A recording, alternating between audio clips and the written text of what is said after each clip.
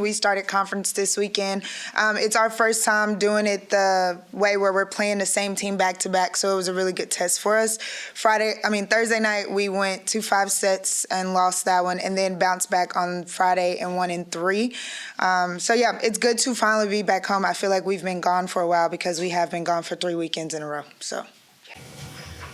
Are you glad that you got one over weekend, or are you upset that you didn't get two? We are, I guess you can say a little bit of both, but the biggest thing that we got from it was a great test. Like I said, this is the first time that as a conference we're playing the same team back to back on the road, which is better for the student athletes, but it was a good test for us to keep us humble and keep us hungry. We have to make the adjustments faster. Like, we only have one sleep before, whereas last year we probably played them in like September and then come back and play them in October to be able to re-scout. But for us, it was good. It was a good test. Nice way to start the weekend. Yes, everybody wants to win too, but for us, we took it as a challenge, and our girls learned from it. They bounced back really well, and we were really proud about that.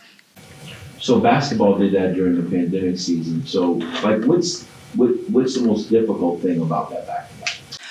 I think the scouting part and being able to play that team, the same one that you played the night before. This is only year 2 for us, so we did not do this. I think they kind of did it the same before we got here in COVID, but they played like 3 or 4 times. And so I think for volleyball, it's just harder to scout that team that night and turn around and play them in 24 hours. Some of them are less than 24 hours. So, like I said, for us, the challenge was able to make those adjustments faster. That night, we talked about what we did well as a coaching staff, and then that morning, we talked about it with the girls, but we also talked about what can we do to improve on it. And I think the toughest part is just being able to bounce back and expecting that other team to make those adjustments. And if they do, how will we respond? But if they don't, how can we capitalize on things that did well for us the night before? What do you think is going to be the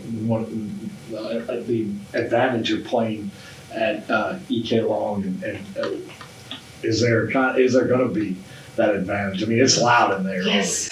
I think Coach Gray has done a phenomenal job of rebuilding our culture here at Louisiana and just getting our fans here, and our girls finally understand the support that they have, and they feel the city behind them. And so now it's like, when we were at Troy, their football team was there, and they walked in right behind us. So it was like, now we're playing against the team, we're playing against the refs, and we're playing against their football team at this point. Like, they were sitting right behind us.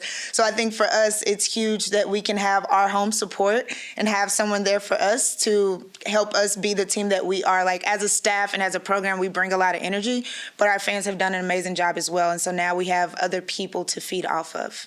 From that bounce back win last week, what were you most pleased with as a staff for your team to be able to do in picking up that win? We are trying really hard to get our girls to understand that we just need to be where our feet are at this time. Like, after we lost on Thursday night, it was nothing we can do about it. All we can do is learn from it, not harp on it, not hold on to it. So it's like, how can we learn from our mistakes and how can we move forward? And we as a staff were kind of worried about it because we have yet to do this. So we didn't know how they would respond, but we also know our team and we know how they can hold on to certain things. But they did a phenomenal job. The next morning they got up ready. They were in tune and film. They were ready for scout. And then by the time we hit the court, we had a feeling that they were locked in, that they were literally where their feet were and they were present.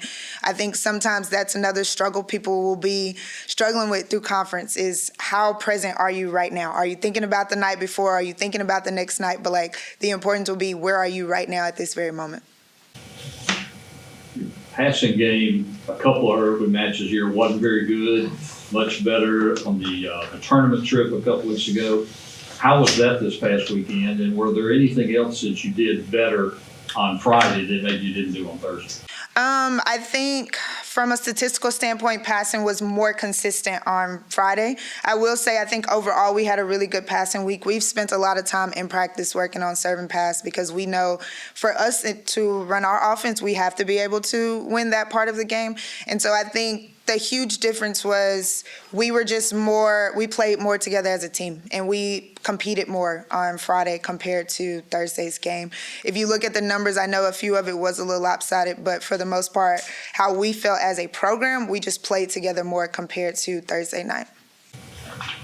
You had shifted Maya to the middle a couple weeks because of the injury and so forth. Was she still at that spot, or has she been able to sort of go back and forth? She'll still be in that spot moving forward right now. That was the beautiful part of us getting Maya, is that we know that she can play both and that she will be successful on both. And it kind of goes back to, I know Coach Gray has said it, I know I've said it, we just have the depth this year where we can use those players in different positions.